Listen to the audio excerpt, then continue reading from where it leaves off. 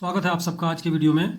आज हम घात, घातांक और घातांकों के नियमों का अध्ययन करेंगे। तो आइए शुरू करते हैं। घातांकों का प्रयोग हम बड़ी संख्याओं को संक्षिप्त रूप में लिखने के लिए करते हैं। जैसे ये संख्या है हमारी 1,00,000। हम जानते हैं 1,00,000 को हम लिख सकते हैं 10 गुणा 10 गुणा 10 गुणा 10 गुणा 10। 5 बार 10 की गुणा करते हैं तब हमें 1,00,000 प्राप्त होता है। तो इसको हम लिख सकते हैं, क्योंकि 10 गुणा में 5 बार आया है तो इसको हम लिख सकते हैं 10 की घात 5। तो इस प्रकार हम 1,00,000 को 10 की घात 5 के रूप में लिख सकते हैं। इसी प्रकार हम 10,000 को लिख सकते हैं 10 गुणा 10 गुणा 10 गुणा 10। तो 4 बार गुणा में 10 आया है तो इसको हम लिख सकते हैं 10 की घात 4। इसी प्रकार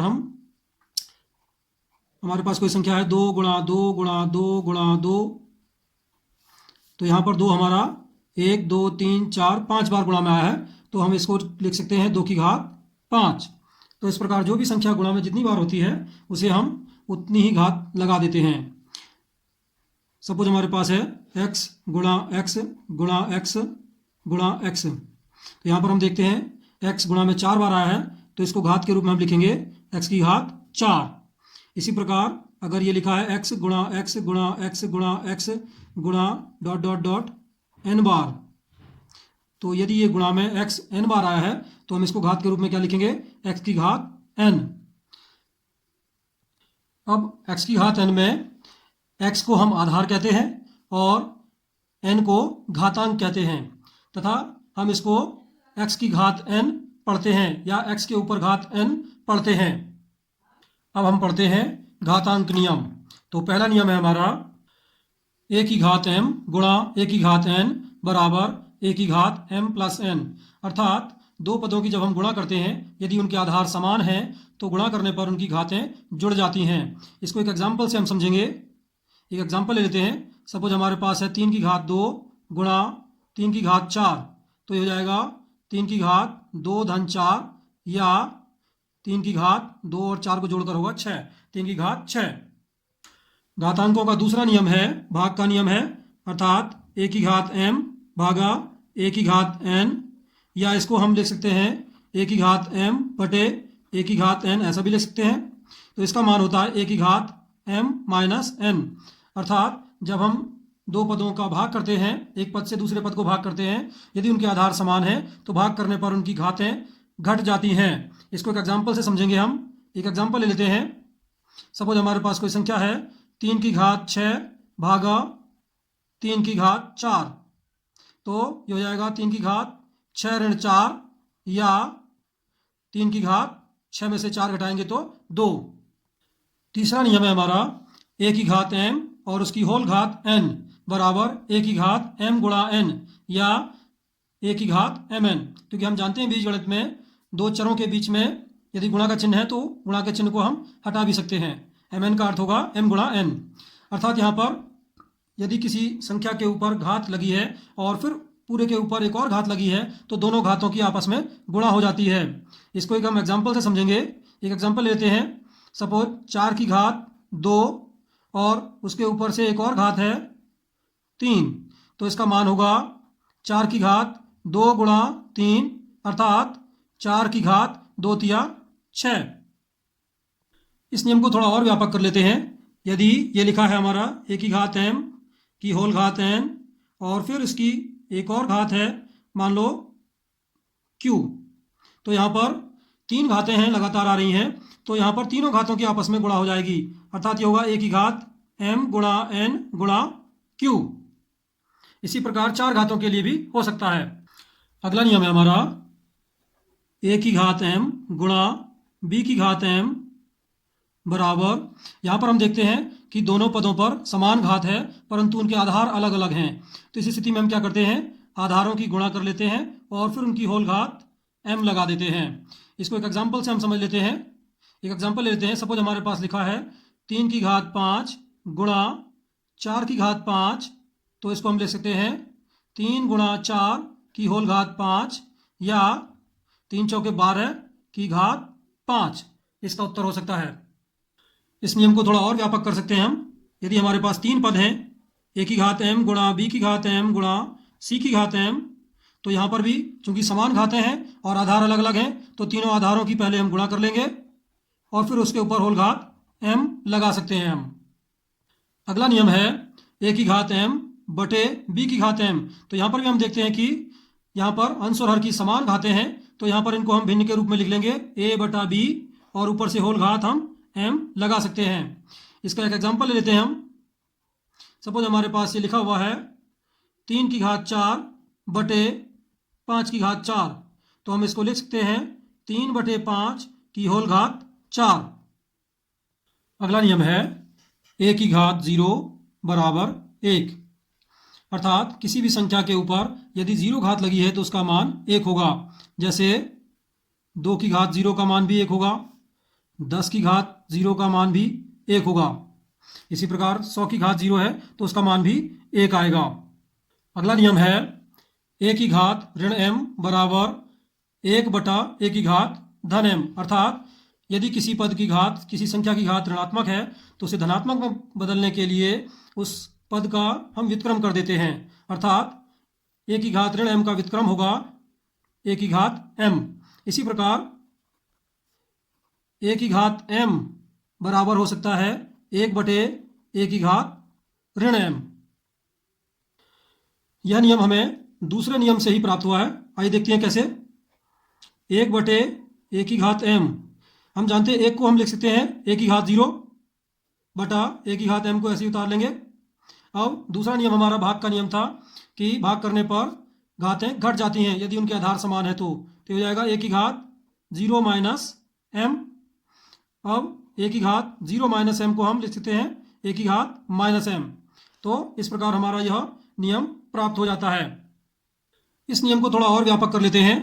यदि ये लिखा है हमारा a की घात ऋण m बटे b की घात ऋण n, तो यहाँ पर क्या होगा, a की घात ऋण m अंश में है और b की घात ऋण n हर में है।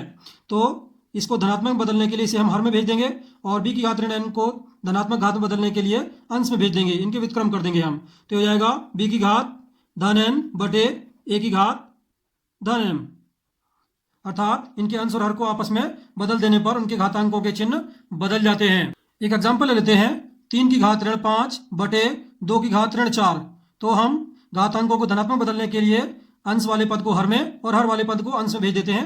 तो ये हो जाएगा ऊपर 2 की घात 4 और 3 की घात ऋण 5 हर में आ जाएगा तो इसकी घात धनात्मक हो जाएगी 3 की घात धन 5। इसी नियम का एक रूप और हो सकता है। यदि ये लिखा है हमारा x बटे वाई की होल घात ऋण m, तो हम यहाँ पर क्या करेंगे, भिन्न का व्युत्क्रम कर देंगे। अर्थात ये हो जाएगा y बटे x और व्युत्क्रम करने पर इसकी घात धनात्मक हो जाएगी, y बटे x की घात धन m। इसको एक एग्जाम्पल से हम समझ लेते हैं। अगर ये लिखा है हमारा 3 बटे 4 की होल घात माइनस 2, तो हम इसको लिख सकते हैं 4 बटे 3 की होल घात धन 2। अर्थात अंश को हर में और हर को अंश में बदल देते हैं तो घातांक का चिन्ह बदल जाता है। इसी नियम का एक और रूप है। यदि ये लिखा है हमारा 1 बटे x की होल घात ऋण m, तो 1 बटे x का हम व्युत्क्रम कर देते हैं। हम जानते हैं 1 बटे x का व्युत्क्रम होता है x, तो x की घात धन m लिख सकते हैं इसको हम। इसको भी एग्जाम्पल से लेते हैं। सपोज हमारे पास है 1 बटा 2 की होल घात ऋण 3, तो 1 बटे 2 का व्युत्क्रम करेंगे तो हो जाएगा 2 और उसकी होल घात हो जाएगी धन 3। व्युत्क्रम करने पर घातांक का चिन्ह बदल जाएगा। अगला नियम है हमारा, यदि x की करणी n है अर्थात x का nवां मूल है, तो हम इसको घातांक के रूप में ले सकते हैं x की घात 1 बटा n। एक एग्जाम्पल ले लेते हैं हम इसका। यदि ये लिखा है हमारा x की घात x का घन मूल, तो हम इसको ले सकते हैं x की घात 1 बटा 3। इसी प्रकार से अंडर रूट x, यहाँ पर अंडर रूट में इसको हम वर्गमूल भी कहते हैं। यहाँ पर 2 लिखा नहीं जाता है परंतु यहाँ पर 2 माना जाता है। तो इसको जब हम घातांकीय रूप में बदलेंगे तो ये होगा x की घात 1 बटा 2। अगला नियम है हमारा, यदि a की घात n बराबर b है तो a बराबर होगा b की घात 1 बटा n या b का nवां मूल। इसको एक एग्जाम्पल से समझ सकते हैं हम। यदि हमारा ये दिया हुआ है x की घात 3 बराबर 8, तो x बराबर होगा 8 की घात 1/3 या 8 का घनमूल। इसको सरल कर सकते हैं, 8 का घनमूल हम निकाल लेते हैं। 8 का घनमूल आता है 2। अगला नियम है, यदि x की घात a बराबर है x की घात b, तो यहाँ पर हम देखते हैं दोनों आधार समान हैं और यह एक समीका है, तो चूंकि इनके आधार समान हैं तो इनके घातांक भी समान होंगे, अर्थात a बराबर होगा b। इसको एक एग्जाम्पल से समझ लेते हैं हम। यदि हमें दिया हुआ है 3 की घात x बराबर 3 की घात 4, तो हम देखते हैं यहाँ पर दोनों के आधार समान हैं तो इनके घातांक भी समान होंगे, अर्थात x बराबर होगा 4। अगला नियम है, यदि x की घात a बराबर है y की घात a, तो x बराबर y, अर्थात यहाँ पर हम, यह भी एक समीका है हमारी और इनकी घातें समान हैं तो इनके आधार भी समान होंगे, अर्थात x बराबर y। इसका एक एग्जाम्पल ले लेते हैं हम। सपोज हमारे पास ये दिया हुआ है x की घात 3 बराबर 4 की घात 3, तो इनके आधारों की हम तुलना करेंगे, क्योंकि घातें समान हैं तो इनके आधार भी समान होंगे, अर्थात x बराबर 4 आएगा। अगला नियम है, यदि कोई ऋणात्मक संख्या है और उसकी घातांक कोई सम संख्या है तो उसका मान धनात्मक होगा, अर्थात ऋण a की घात कोई सम संख्या है तो उसका मान होगा धन a की घात सम संख्या। इसको एक एग्जाम्पल से समझ सकते हैं। यदि हमारा दिया हुआ है ऋण 3 की घात 4, चूंकि 4 एक सम संख्या है तो इसको आप इस प्रकार भी लिख सकते हैं, धन 3 की घात 4। इसी का अगला नियम है, यदि किसी ऋणात्मक संख्या के घातांक एक विषम संख्या है तो उसका मान ऋणात्मक प्राप्त होगा, अर्थात ऋण a की होल घात कोई विषम संख्या है तो इसका मान होगा ऋण a की घात विषम संख्या। इसको एक एग्जाम्पल से समझ लेते हैं हम। यदि हमें दिया हुआ है ऋण 3 की होल घात 5, क्योंकि 5 एक विषम संख्या है तो इसका मान आएगा ऋण 3 की घात 5, अर्थात इसका मान ऋणात्मक प्राप्त होगा।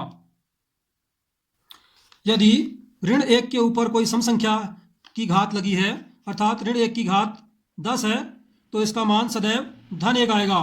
और यदि ऋण 1 के ऊपर कोई विषम घात लगी है, सपोज ऋण 1 की घात 15 है, तो इसका मान सदैव ऋण 1 प्राप्त होगा।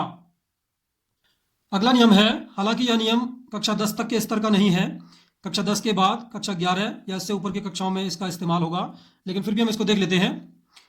a की घात m, m की घात n, तो इसका मान होगा, अब इसी तरह का एक नियम हम पढ़ चुके हैं। हमने एक नियम पढ़ा था, नियम नंबर 3 में हमने पढ़ा था a की घात m की होल घात n बराबर होता है a की घात m गुणा n, अर्थात घातों की गुणा हो जाती है। लेकिन यहाँ पर इसमें और इसमें अंतर है, यहाँ पर हम a की घात m गुणा n नहीं लिख सकते हैं, क्योंकि यहाँ पर ये m की घात n है। हम जानते हैं m की घात n का मतलब होता है m गुणा m गुणा m गुणा n n बार। तो इसको एक एग्जाम्पल से हम समझ लेते हैं। सपोज हमारे पास दिया हुआ है 2 की घात 3 की घात 4, तो हम इसको लिखेंगे 2 की घात 3 की घात 4 को हम लिखते हैं, 3 को गुणा में 4 बार लिखेंगे, तो 3 गुणा 3 गुणा 3 गुणा 3, अर्थात 2 की घात 3 9 9 27 27 81। यदि ये हमें दिया होता 2 की घात 3 की होल घात 4, तो इसका मान होता 2 की घात 3 गुणा 4 नियम नंबर 3 के अनुसार, तो ये हो जाता 2 की घात 3 चौक 12। तो इस प्रकार हम देखते हैं कि a की घात m की घात n is not equal to a की घात m की होल घात n। इन दोनों घातांक नियमों में हमें फर्क पता होना चाहिए। तो इस प्रकार आज हमने घातांक के सभी नियमों का अध्ययन किया है। अगले वीडियो में हम घातांक नियमों पर आधारित प्रश्नों को हल करेंगे। यदि आपको यह वीडियो पसंद आया हो तो इसे लाइक करें, शेयर करें तथा हमारे चैनल को सब्सक्राइब करें और बेल आइकन को दबाएं, ताकि जब भी कोई नया वीडियो आए तो आपको उसका नोटिफिकेशन तुरंत प्राप्त हो जाए। धन्यवाद।